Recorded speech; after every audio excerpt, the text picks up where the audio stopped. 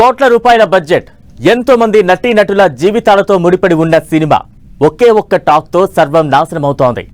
Release రోజు first షోకే negative talk బయటకు వస్తుండటంతో ఎన్నో అంచనాలతో తీసిన మూవీ బాక్స్ ఆఫీస్ దగ్గర బోల్తా కొడుతోంది. దీనంతటికీ బ్యాడ్ పబ్లిసిటీనే కారణమట. ఇదే ఇష్యూపై ప్రొడ్యూసర్ శిరీష్ చేసిన కామెంట్స్ టాలీవుడ్ లో చర్చనీయాంశంగా మారాయి.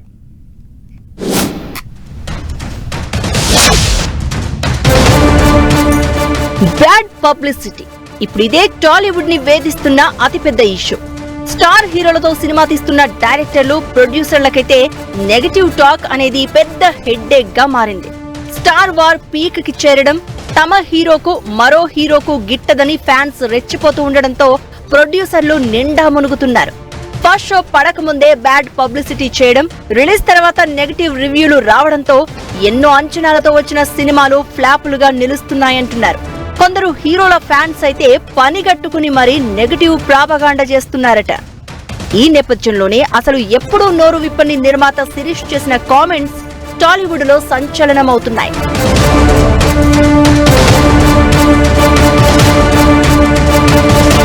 జనవరి 10న గేమ్ చేంజర్ సినిమా రిలీజ్ అయింది. దిల్ రాజు తన బ్యానర్ లో నిర్మించిన సినిమాల్లో ఏ మూవీకి కూడా ఈ స్థాయిలో బడ్జెట్, టైం కేటాయించలేదు.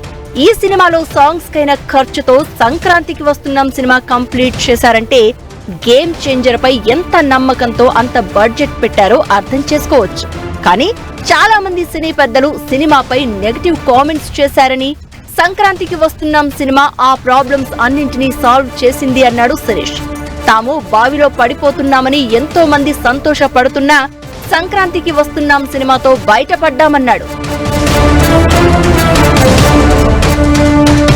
శిరీష్ చేసిన కామెంట్స్ ఇప్పుడు టాలీవుడ్ లో చర్చనీయాంశంగా మారాయి.